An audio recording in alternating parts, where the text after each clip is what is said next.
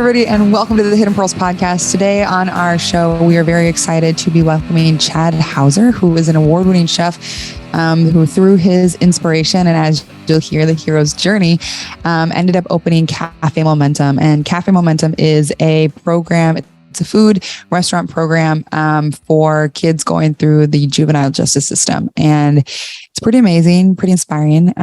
Yeah, it's great. Their program is a 12-month program to kids who have youth justice contacts. And they work with them on learning how to run a restaurant, from culinary skills to everything else, plus life skills, plus education, plus social skills, help them be successful. And the recidivism rates are great. And they're having a great impact, and they're now expanding from Dallas. They're going to Nashville. So we're familiar with that setup there and trying to support them, and also I believe in Pittsburgh. So watch for more of that happening, and all the links are in the show. We'd love to have you be interested in that and support it as best as you are able. And if you want to bring one to your community, there are some links on how to go about doing that in their documentary. So we'd encourage you to take a look at that and see where you may be led on your own hero's journey. Okay, let's get the show started.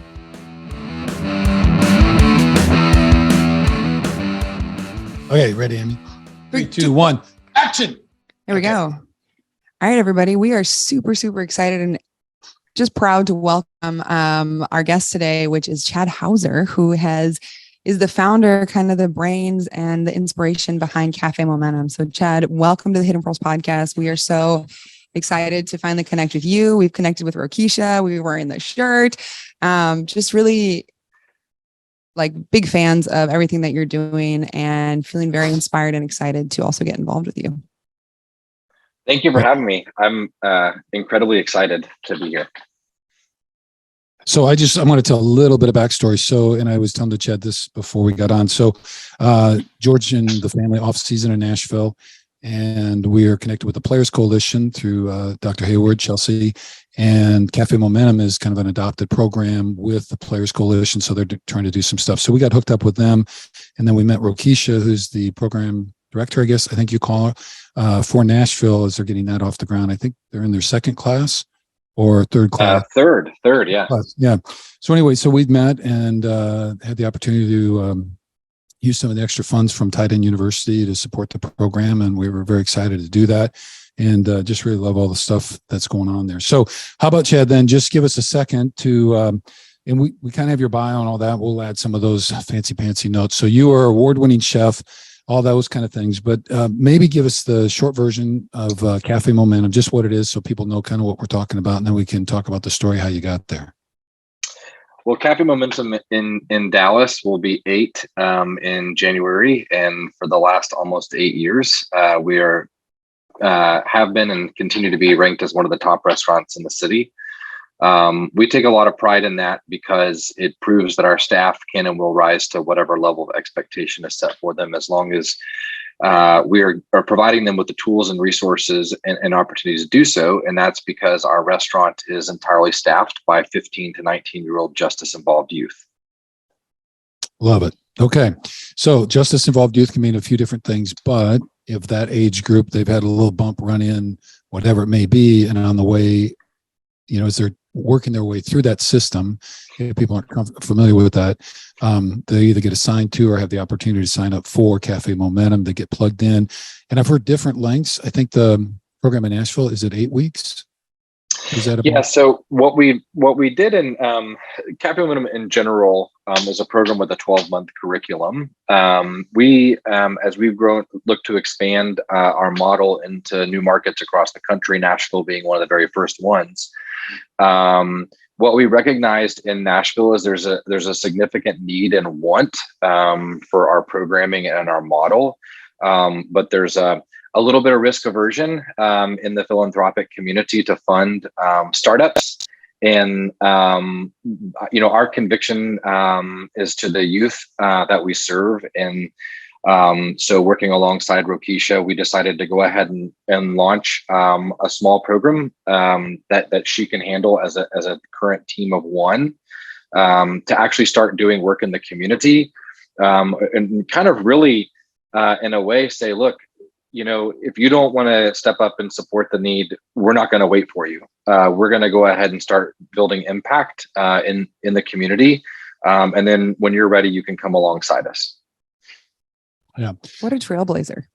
Yeah. Build it and they will come. Right? Exactly. Like the old Field of Dreams. So, all right. Yeah. And we've met and Rokisha's a dynamite person and really on top of it and doing a great job there. So we actually called her yesterday just to kind of get primed. So we're going to do another segment with her later to get the update on Nashville and try to push all that out together in one podcast or two separate listens. But so working with that age group of folks, had a little bit of justice involvement and teaching them, if I understand it correctly, your background being chef, working in the Dallas area and having your own restaurant and doing all those kind of things.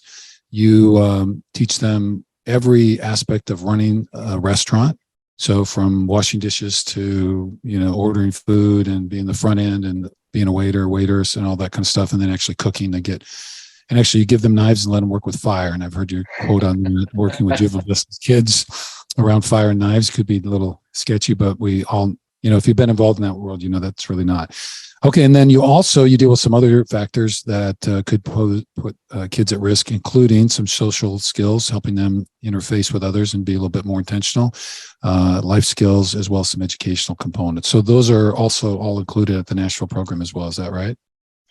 Yes, sir. One of the things that I recognized early on, you hear a lot of people would say things to me like, well, those kids just need jobs. And for our young people who nearly half that have come to our program in Dallas are experiencing homelessness, over half have already dropped out of school. The zip code that the largest number of youth, the highest number of youth come from has the lowest average household income, lowest high school graduation rate, highest crime rates, highest diabetes, childhood obesity, kidney disease, heart disease rates. And so for us, my philosophy is just giving them a job would be like putting a Band-Aid on a waterfall.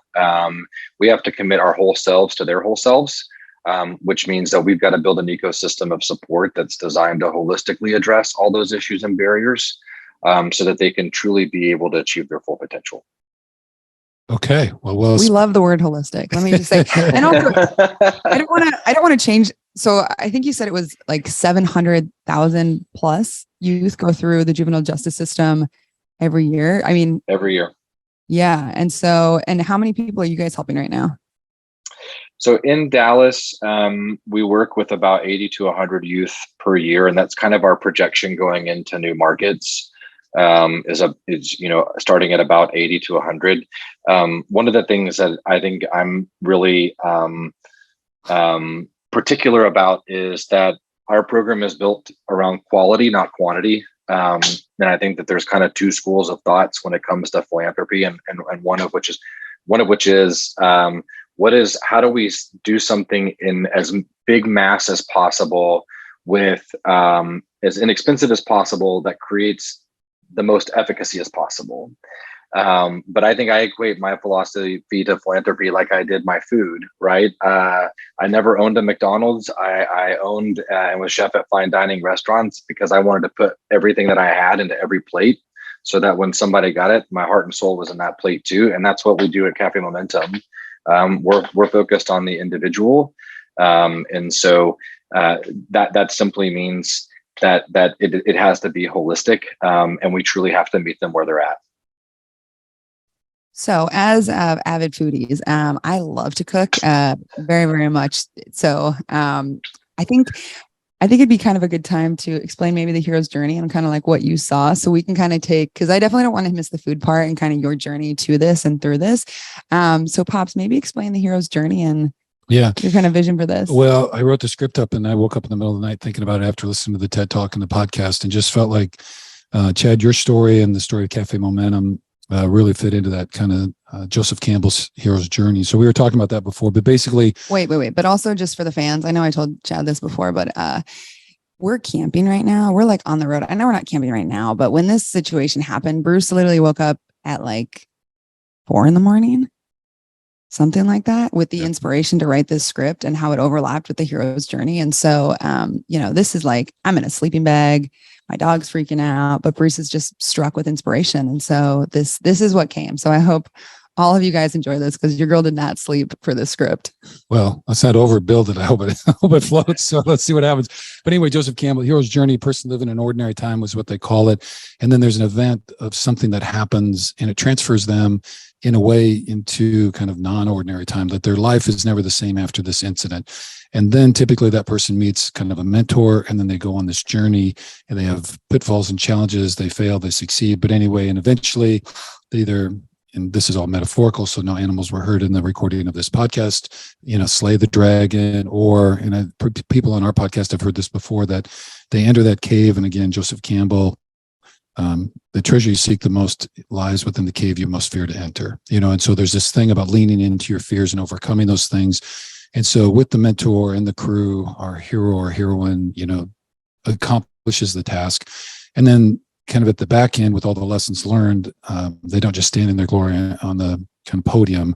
They in fact return back to their community where they came from, and they share the treasure or the lessons learned or whatever that is. And so when I was thinking about this, and I think one of the things, Chad, that you really resonate with, I think, is when we work with youth in this kind of way, we're really not only transforming and giving those youth an opportunity to change their lives, but we're also changing the lives within our community, building a stronger community and those kind of things. So that's where that kind of resonated. So if we jump onto that, I guess I'd love to hear, and in my mind, I was thinking about this I'd love to hear your story.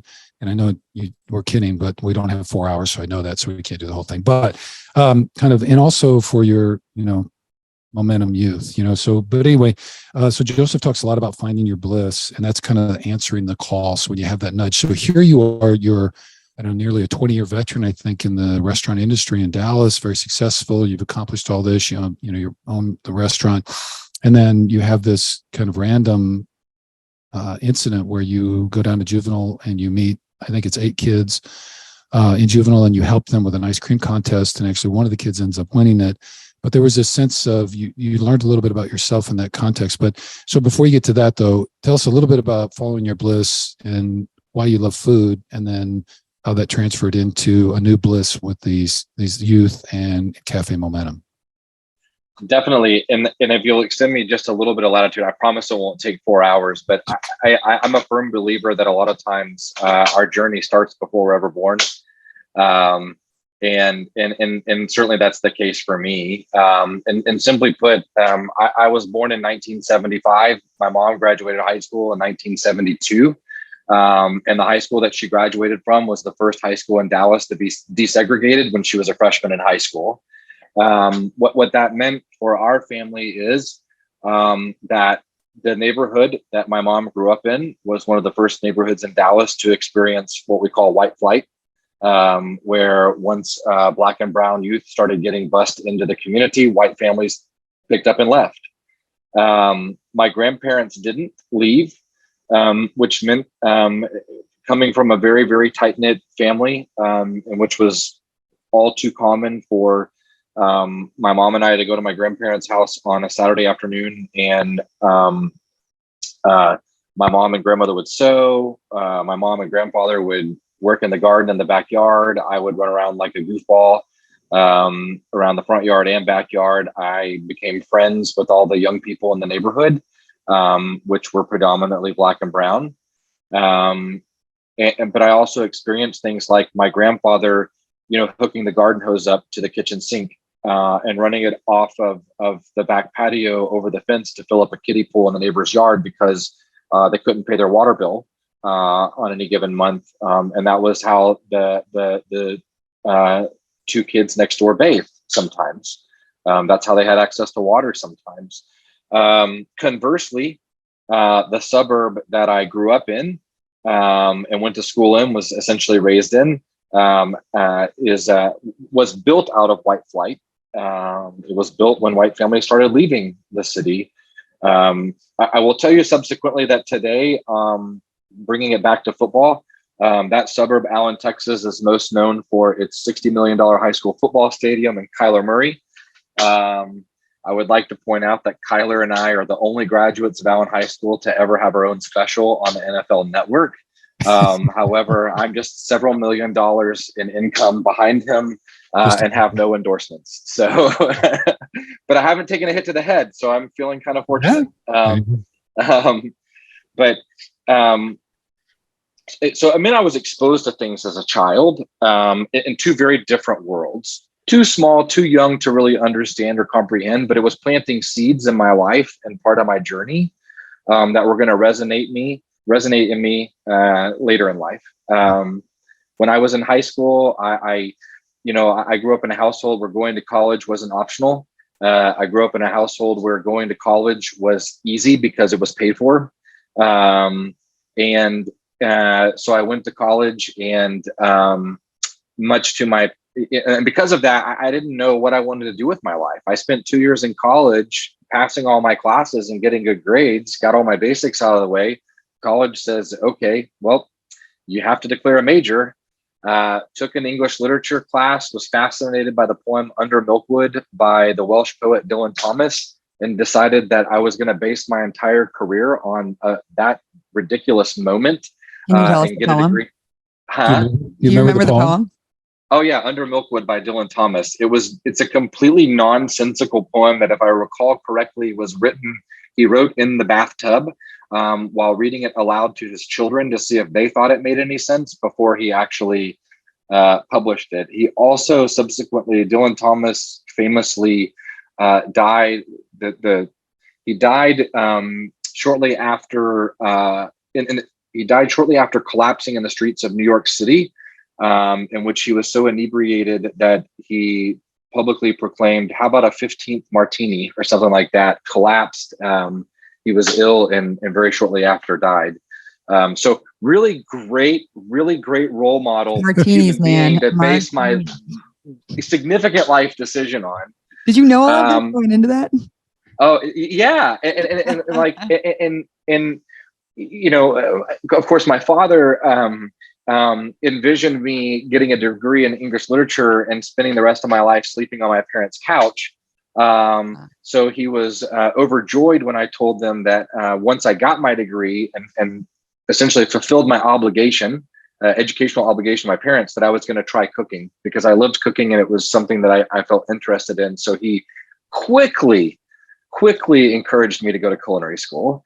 And then even talking about, the luxuries afforded to me in life, I had the luxury of being able to go to culinary school and say, my goal is to own my own restaurant and be the chef of the restaurant.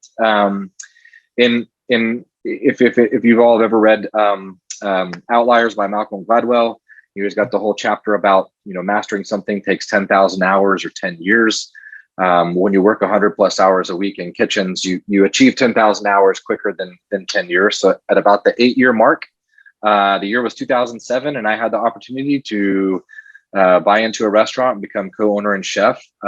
Sold my house, took all the equity out of it, did it.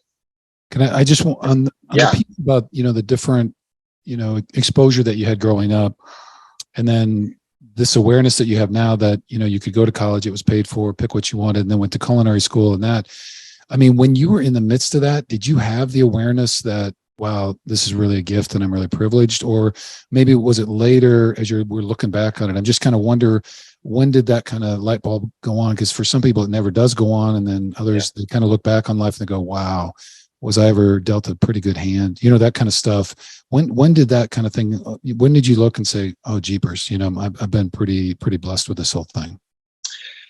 I've always had an incredible amount of gratitude for the opportunities in life. I mean, I will to this day tell you that my goal in life is to be just a fraction of the human being that my mom is or was. And if I can do that, I'll be so proud of what I've done in my life, because I know people say it all the time, but I grew up with the best mother ever in the world. And my father, who's not even my biological father, but has raised me since I was 2, is the incredible human being that poured themselves into me. And so there was never a moment in life where I didn't understand how fortunate I was to have that.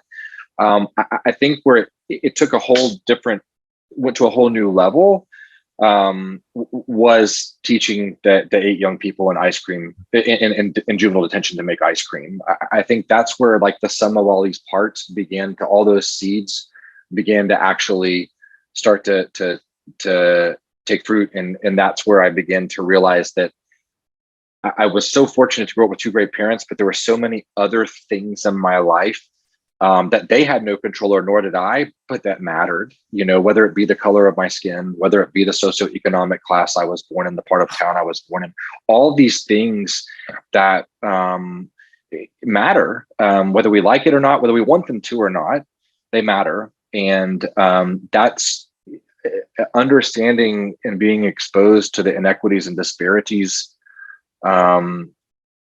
that the young people in detention experience, as opposed to, in comparison to my life, was when it really hit home. Yeah.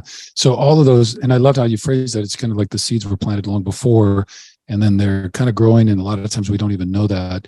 But when you walked into that detention center, I think at least if I've heard you describe it, you kind of were there a little bit and then realized in a way that you'd kind of stereotyped, you might have judged them in advance, and felt, I think you'd use the words, a little bit hypocritical in that. And that really convicted you in that moment as you spent more time with them. And it was from there, all the prior seeds came together in one great big seed. And from there, it kind of grew as you went forward. So maybe tell us about that then. So you're following your bliss. You think your life's all great. You meet these kids, and then all of a sudden you've entered into a new world.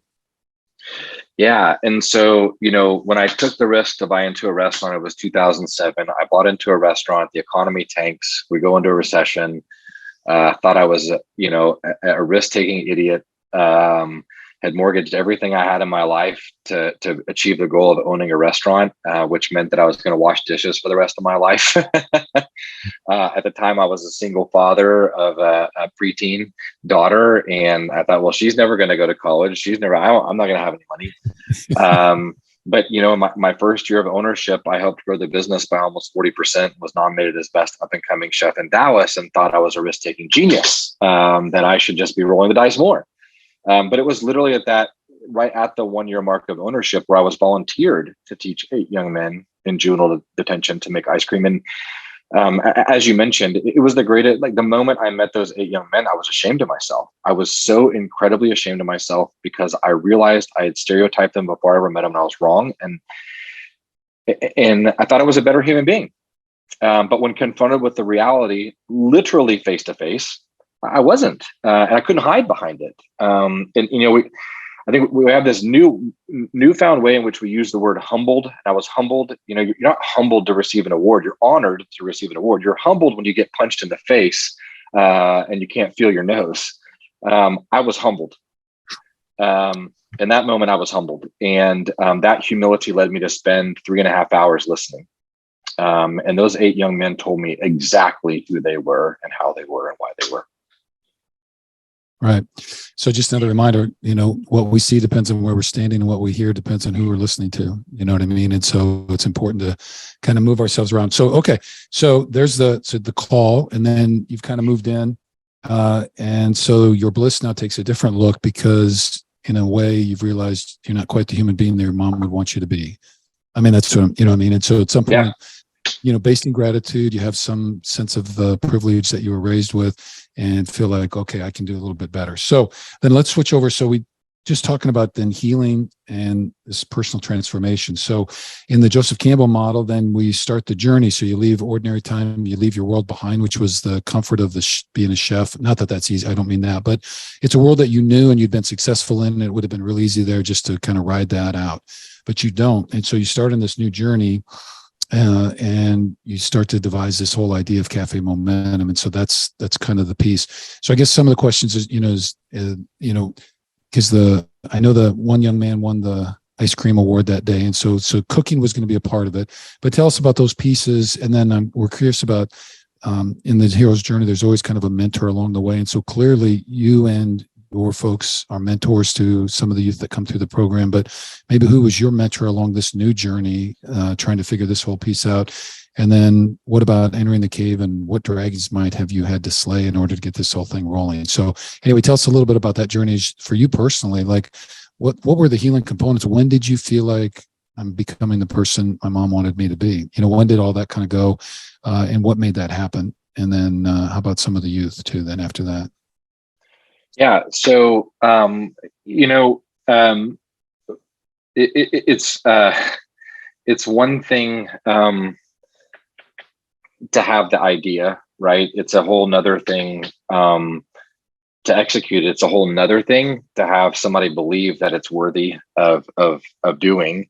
And that wasn't the case for me. The idea for launching Café Momentum came from volunteering in youth facilities. It came from listening. It came from understanding what the needs are and where I can fit in with what I know how to do.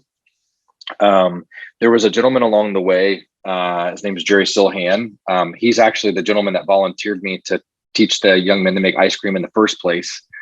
And I'll never forget, in 2010, I asked to meet with him, and I had been beating myself up because working with the kids in 2008, it's now 2010. I've spent 2 years. I've done nothing. I told the kids I want to help. I want to do something. I haven't done anything. And was just like, they probably think I'm a liar. They, just really going through a lot of just personal, just beating myself up. And Jerry was always real comforting. He's like, nope, you're still showing it'll your idea will come. It'll come. So I sat down with him one day and I said, all right, well, my idea has come. And he said, okay. And I said, I want to open a restaurant and let the kids run it. And fully expected him to be polite, but, say, let's put some more thought into it. Because like at the end of the day, the only industry with a higher failure rate than restaurants is nonprofits. So, talk about slaying the dragon. We're going after restaurant. A two-headed dragon. Yeah. That's great. Yeah. And Jerry said, hell yeah. That was his response. Hell yeah. And I thought, all right, well, this MFer is as crazy as I am, but here we go. And the other thing that I really gleaned from Jerry was integrity. Jerry didn't do anything that wasn't specifically for the youth. He wasn't about ego. He wasn't about recognition. He wasn't about anything other than the kids. And that meant a lot to me. And I think I joke around with him all the time, even to this day, and say, people wear those WWJD bracelets and stuff like that. And I think they're supposed to mean, what would Jerry do? Yeah. Because the man has no disrespect to any religious people. But he operates with such integrity that he is 100% there to serve the young people. And that was the guiding inspiration behind how Café Momentum was built out to begin with. I would love to sit here and tell you that the organization was built on copious amounts of academic research and best practices and studying this and doing that. It was built on the fact that we listened. The young people will tell you what they need and how they need it. And if you provide it, they will use it exactly how they said they would. And so all of the components of the program of Café Momentum, even looking to expanding into markets across the country, is built by their vision. I'm just a steward of the vision. Yeah, and I love that last part too. So kudos to Jerry. So thank you for sharing that story. And I think it attests to the power of somebody just being willing to listen, be open to possibilities, and then also the power and some sense of affirmation, like, wow, go for it. Just somebody behind you to give you that kind of push. So you're off. And I think the other thing too, though, is so we work in a field called restorative justice, which is often applied in the juvenile justice area. And one of the concepts of that is that all the skills, talents, and abilities that we need are already within the community that we're working with. If we can just back up enough and don't think that we have the answers, just listen to the people that we're trying to serve and work with and be a part of. And it organically will arise from that if you create safe spaces and opportunities to tell the story. So, okay, so there's yours. And so when did you feel that? Okay, so that's your 2010. So you take off, things are rolling. And then when did you feel like your mom was smiling at you? Well, not so fast. Jerry believes in me. Jerry thinks it's a good idea. Yeah. But then you go out in the community and I'm telling people, I want to open a nonprofit restaurant working with taking kids out of jail and teaching them to play with knives and fire. First thing people say aren't all restaurants nonprofit? To which I would respond, well, at least, I have years of experience. But then they would say things like, what are you going to do when the kids stab each other in the kitchen? I was told repeatedly, those kids don't want to work. They just want to collect a check. I was told repeatedly, those kids can't cook your food. They've never been to a nice restaurant. And for me, what I'm hearing though is, as much as it offends me, it's this scarlet letter that the kids wear on their chest that says, this is who I am. Because society tells them all day, every day, this is who you are. You can't, you won't, you shouldn't, you're no good. And so when they enter the justice system, it just solidifies that mentality of, this is all I'm ever going to be. This is all I can be. Not who I was born to be, but the world has told me and has beaten it into me, literally. And so for me, it was like, well, the first step is to create proximity, to create an experience like I had, and which, I may have stereotyped the young people a certain way, but when confronted face to face, I have to confront my own reality and I have to see them for who they really are. So I launched a monthly series of pop-up dinners. First one was June of 2011. And the idea was to go in one of the top restaurants in Dallas on a Sunday night when they're closed, sell tickets to a private dinner. The chef writes a 4-course menu, and the staff not only helping the chef in the kitchen, but also serving to the level and quality of service of that restaurant were 8 young men that we would bus in from a juvenile detention facility. The very first dinner sold out in less than 24 hours. And every single person that attended that dinner walked out of that dining room, looked me straight in the eye and said, this could be my son. Mm-hmm. And that was it, right? Like Brian Stevenson talks about proximity, and it matters. And that was a living example. About a year into those dinners was another one of those kind of moments of thinking about who I am and how I was raised and who I was raised to be. And that's when I sat down with my business partner and told her that, it's one thing to tell the kids that you believe in them. It's something very different to prove it. And the only way that I could do it, that I knew to do it, was to go all in and walk the talk. So I walked away from my own restaurant and partnership to focus all my time and attention on Café Momentum and building out the Momentum model. Yeah, sometimes you got to just jump off that cliff. One plug, and I'll let you go, Emmy. Just for those in the Nashville area, September 1 in Nashville, we'll have more details. Rokisha says the Nashville pop-up, one of their bigger ones, is going to be on September 1 there in Nashville. So we're going to promote that, and more details will be available for that if people are interested in supporting that in the Nashville area. All right, Lou? Well, so just thinking about, like, when I always think about dragons, I mean, obviously the fundraising, and there are these really massive, people, there are these obstacles that you have to overcome, but as many as them are external, there are so many going on internal. And so when you're hearing those no, or when you're hearing like, this is just going to be dangerous and they're just going to hurt each other and all those things, how did you deal with that mentally? And, like, what did you kind of tell yourself to get through that? Or what did you hang on to get yourselves through those times where, people are kind of telling you that you're wrong and that you might be a little bit crazy. And so how do you navigate that situation? Well, I think part of it for me was generational. I'm flat in the middle of Gen X, and I think that that's kind of a mark for us in Gen X is like, oh, you told me I can't do it? Well, watch out because I'm going to rub it in your face. I think kind of having that mentality a bit. But I think really, truly what it came down to is the kids. I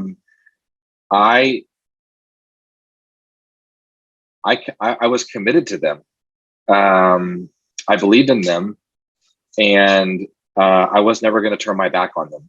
So if the world was going to tell them there's something and the world was going to treat them a certain way, I was going to my resolve was to fight to my death to make that change because they deserve it. Yeah. So you had a vision. And the vision was 2 things. And what I'm hearing is, one is kind of the program and all that kind of stuff and the outcomes that you wanted for the youth. But the other part was that you had clarity around who you were, who you wanted to be, and you were committed to kind of living up to the values that you had set for yourself and those internal goals. And so whoever said what or whatever that was, you knew what choices you had to make in order to try to be that person that you wanted to be on behalf of those kids in the program. Yeah, I mean, I think that's well put. At the end of the day, quitting was not an option. Right. I wasn't. I was not going to be another person that quit on these young people. It wasn't going to happen. Because all of them, they've had plenty of that. Yeah, 100. Well, as you well know, yes, sir. Yes, they and it's just. I mean, you talk about that's the mom moment, right? My mother has the most compassionate, selfless heart ever in the world, and so it just wasn't. A lot of people think that I took this great leap of faith, this great leap of the unknown or whatever. And I was like, I don't people are giving me way too much credit. There wasn't an option B. Right. There was only option A. That was it. There was never going to be an option B. So I took the only option that in my mind existed. I never in a gazillion years thought that it would even remotely, in the year 2022, we would be building in Pittsburg and Nashville, and I would be on a podcast with you guys. I'd never, I just thought, well, I'll get the restaurant open and I'll work with some kids, and that'll be it. That's okay. That's fine. But here we are.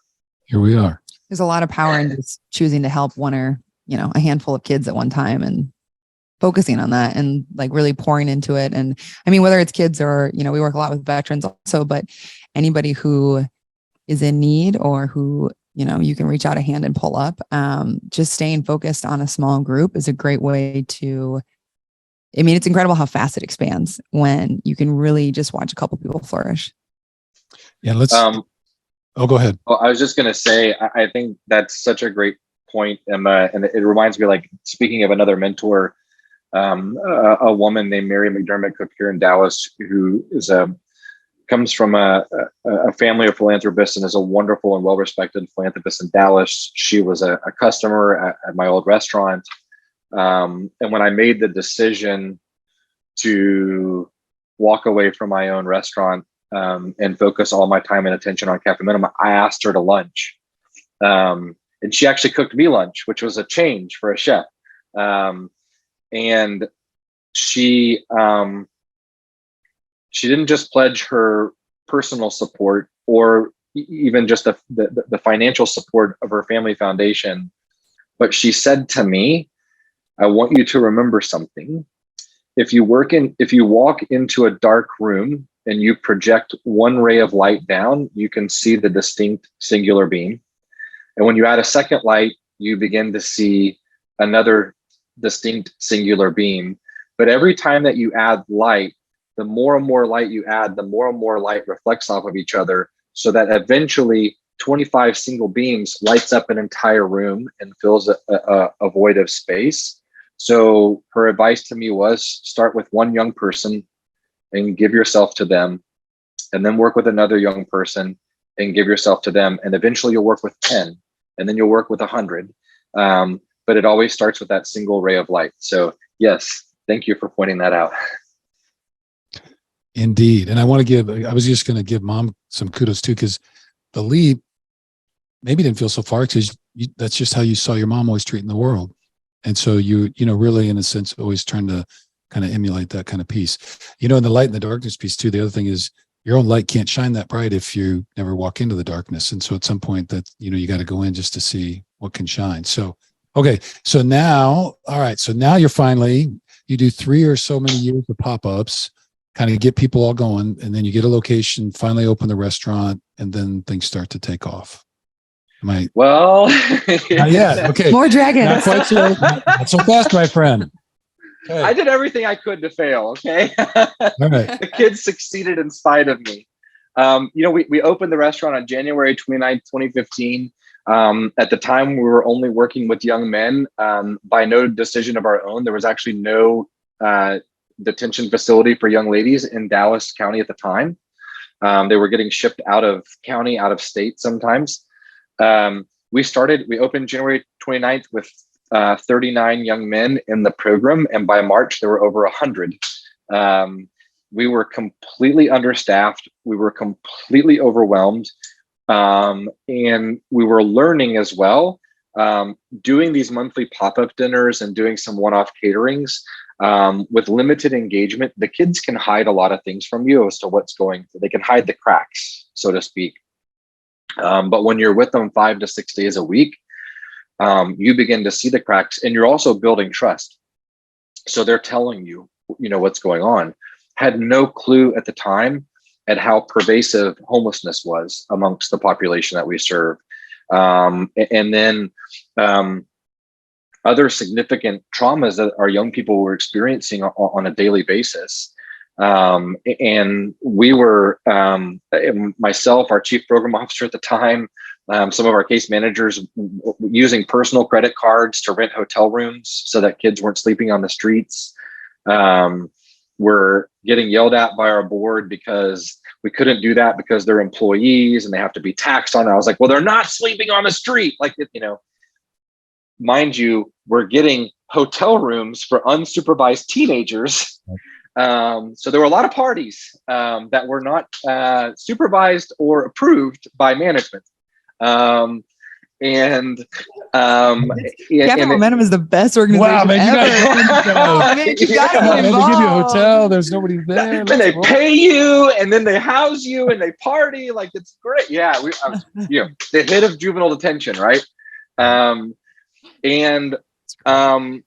Still following kind of that Malcolm Gladwell outliers line. Like, what I feel like has been I always feel like we're doing the right thing because the right thing always shows up when we need it. And it always has for this organization since, the first time making ice cream in 2008.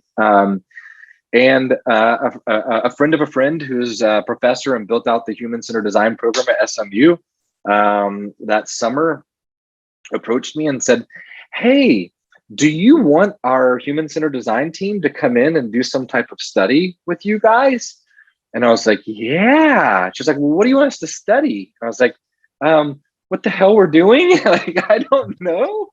And that was such a perfect place, perfect person, perfect time, because human-centered design is centered on the human being, on the individual, and understanding what impact looks like at a micro level. And so the fall of 2015, we had a group of professors and grad students that immersed themselves in our organization for their entire semester. And the end result was, you guys create really tremendous impact, and you do it utilizing very minimal hours of influence, and thinking about how as human beings we're influenced 24 hours a day, 7 days a week. Even when we're sleeping on a camping trip and our dad decides to get up at 4:30 in the morning and make our dog go crazy, it causes influence. But I would argue that teenagers are influenced 48 hours a day, but that's a different argument for a different day. What they designed was essentially the prototype for what became our community services center, which was, if you build a physical space that your young people can engage in with programming that they're seeking and wanting when they're outside of work, then what you've essentially done is tip the scales of hours of influence. So you're no longer influencing them for the 6 to 8 hours they're working. You're influencing them for 14 to 16 hours on any given day. And what's so crazy about it is, so that was actually academia, right? But academia listening to our young people. But even with academia behind us, the comments were, well, I mean, how do you know the kids are going to show up? I mean, what makes you, they're not going to get up in the morning. The day the community services center opened, there was a line of youth ready to go in. They utilized the space for whatever they do. There's couches for them to sleep on. If they've had a rough night the night before, they can sleep. Through the community services center, addressing another issue. We believe in education. We know education is important. We put an emphasis on education. School is one of the first places that ever made our young people feel bad and dumb. So they don't have any interest in going to school because it's just another institution. If they're experiencing homelessness, they don't want to go to school because they don't have an address to put down, and school's going to turn them into CPS, and they don't want to go into that institution. And so what the community services center also afforded us to do was the opportunity to listen. And we did. We built our own school. So we went from 54% dropout rate to 100% in high school on track to graduation rate. And Wow. so kind of, backtracking, I think that first year was so formative to really asking myself and the team the question, which is, why are we here? Who do we serve? And how do we serve them? And the answers all come from the kids. Well, there you go. I put in, I was going to skip over this, but you just hit kind of the 4 stages of performance planning. Know your biggest why, have a clear vision with goals, and then know your process, like how you're going to do business and what action steps get you there. And then our 4th one is always being present in the moment, deliberate and intentional ways of showing up in the moment. And that's when you're doing the programming with the kids. So, okay. So year 1 and 2, and now here we are. So I guess I was just going to, because I know you have a little bit of a time thing and we don't want to leave you short there. So we really are grateful for that. I guess, so pulling us back to Joseph Campbell and the hero's journey. So you've obviously, so one of the things we've heard is that through this work and being around these youth, there's a kind of a constant reflection that you see of yourself and how you're engaged in the world and who you want to be. And so there's that power. But talk to us a little bit. So the last stage, once you've entered the cave or slayed the dragon or whatever, is this notion about returning home and sharing the treasure back with the community. And so, and I've heard you talk a little bit about this, Jed, about the benefits with that, not only of keeping people out of the criminal justice system or youth justice system, but also giving them skills to be successful outside of that and in other ways. So maybe just share a little bit more, and maybe you've already hit it, but like personally for you, like what lessons really stand out, like have helped shape you as a person, and or what treasures within all this have you found on a personal level? And then what treasures have you brought back? And I think there are many, to kind of the broader community. Well, this is where we'll enter into the 4-hour phase of,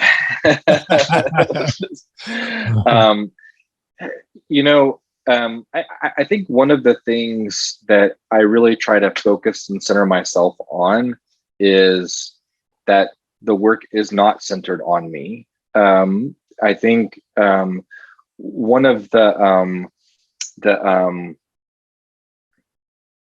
biggest thing that people tend to happen is focus on me as like, well, you did this and you created this and you built this or whatever. But that takes away from the truth, which is the young people have done it themselves. And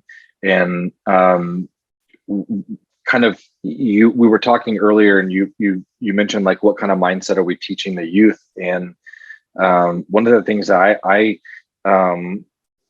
say to them over and over and over again is, when you come to Café Momentum, I'm asking for a commitment, but I'm not asking you to commit to the work. I'm not asking you to commit, the job, the school, me, your case. I'm not asking you to commit to any of that. I'm asking you to commit to yourself. Because if you can achieve whatever it is you want in life, but only if you're committed to yourself. Because if you're not, you'll be distracted. Something will pull you off this way, something will pull you off that way. But if you commit to yourself, you'll make the right choices, the right decisions. You'll leverage the right opportunities, to get to where you want to go. But my commitment to them is that I will provide all those opportunities. I will provide all those resources to get them where they need to go. One of the things I think I'm excited about and proud of is we have a young lady that was previously in our program, and her name is I'm Unique Liggins, and we were in Houston because that's a potential expansion market for us, and I'm Unique was there with us. And she started telling us about how we should build out programming inside this one specific Dallas County facility, and like what all this looks like, and building it all together. And so last week she found out that we not only are doing that, we've not only met with the Dallas County Juvenile Department, we've not only put a proposal on their desk, we've not only received funding to build out a special position to start doing work inside the facility to like kind of create that great like seamless pipeline for youth and their release to come straight into our program. but we're calling it the I'm Unique program in honor of her. And I think that for me, that's an opportunity to focus the attention back onto her, right? This is a young woman who came to us, and she had experienced her own trauma. She had her own things going on in her life. A lot of barriers and obstacles for her to overcome. But today she's a sophomore at Tyler Junior College in Tyler, Texas, and she's a vice president of the Black Student Association. She deserves to be celebrated. And the focus should be on her, not me. It's really interesting hearing you talk about this, because as much as it, like, you did all these things, it kind of just sounds like you were this sort of vessel to channel this idea and bring it to fruition. And so instead of, the ego kind of standing in and making it all about you, which, ego like has pros and cons, but ego can also get us certain places and help us show up in certain ways. But really it's kind of that like commitment to just dancing with the muse and entertaining all the things, all the options, and really just, open to listen. I love how key you are on telling everybody that it's really about listening, and how like the people who you want to help will tell you how they want to be helped. And all you got to do is show up and do it. Yeah. Well, we just did another with a nonprofit that we're working with, and they work primarily with vets, but the story of the founder there was really similar. Just kind of kept asking questions, kept listening, and kept creating. And then just over time, and it really was this notion of just channeling kind of that energy. If you're listening, paying attention, and trying to help, a lot of great things can happen through that. And we should probably inquire later if maybe I'm Unique, or maybe another participant in the program might want to sit in with us for a few minutes just to talk to. That'd be another story. So, well, all right. If there's anything else about Café or other stories, I guess the one thing we do want to know, because we're running out of time, is just let us know, how can people help? And so in Nashville, there's a separate, I know there's pieces there, people can donate money.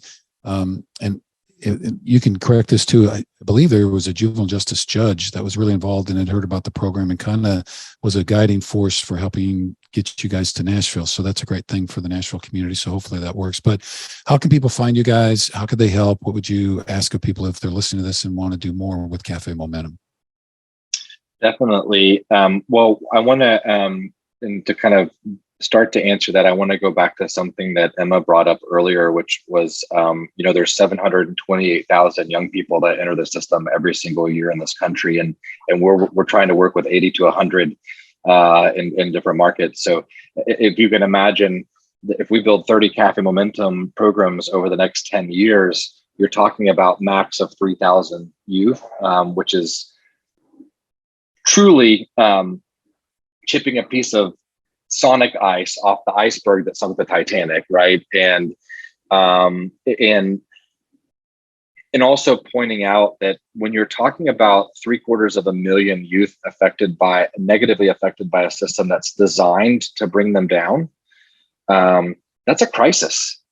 It's a crisis, and it's a crisis that we don't talk about in our country, and we don't do anything about. So, an easy way for folks to get involved is during the pandemic, we produced a documentary that kind of shows it's twofold. So many people know the restaurant because it's this big, bright, shiny object that they can engage with, they eat at, it's fancy, it's all these things. They don't understand what the ecosystem of support looks like that comes behind it, and why it's necessary.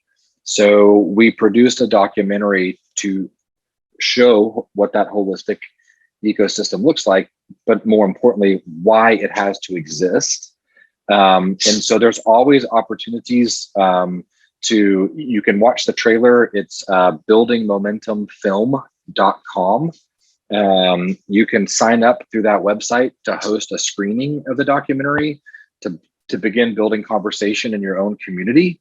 Because one of my inspiration, and by the way, as I just told you, my risk tolerance level of selling everything I have and own to buy into a restaurant in spite of an economic crisis, I also launched a whole brand new nonprofit organization designed to build Café Momentum restaurants and programs all around the country, and launched it in March 2020, 2 weeks before every restaurant in the country shut down. So super, super, super great business model. So just so you guys know, if you ever hear me have like this next great idea that I'm going to do, prepare for the locusts. Yes. Like something big's going to happen. But oh, that's the warning. Cat announces he's doing something, and we're like, okay, guys, buckle up. yeah, everybody needs to seek shelter now. But Momentum Advisory Collective is tasked with two key initiatives. Number one is to build successfully 30 Café Momentum models in communities across the country.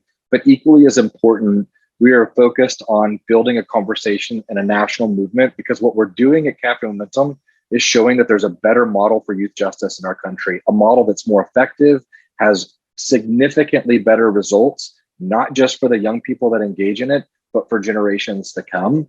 And that if we can create that conversation, then we can actually begin to change the model of youth justice in our country.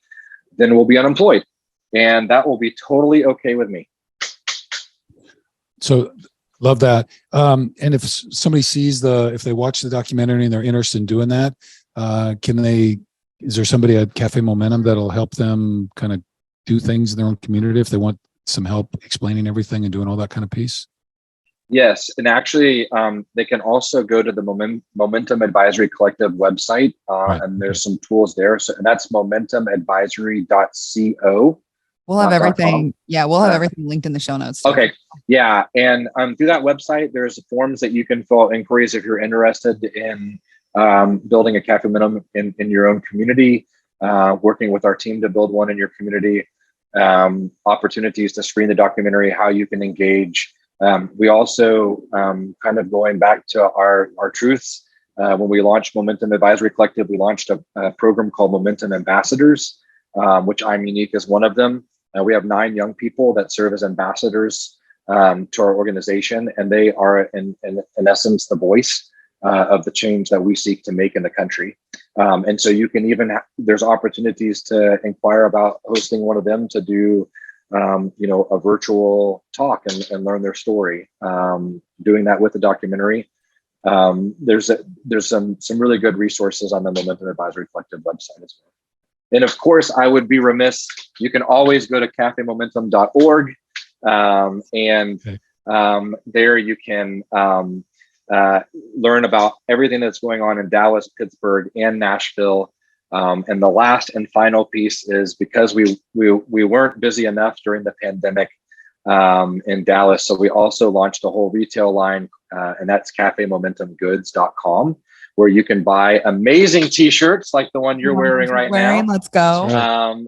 And as well as a lot of stuff that we produce. Our biscuits have won awards here in Dallas, and we sell biscuit mix. We make everything from scratch, so we sell our own Cabernet vinegar, our Noble Coyote coffee rub, which is named after the coffee roaster here in Dallas that helped us make our own custom Café Momentum coffee blend. You can buy the coffee. You can. There's a multitude of things to buy there, and ways to learn more and support us. Well, excellent. Okay, so honoring your time, I guess the last thing we kind of like to close with is just asking, given everything and where you're sitting right now and all the things that you've learned, what's something that currently gives you hope on a regular basis? The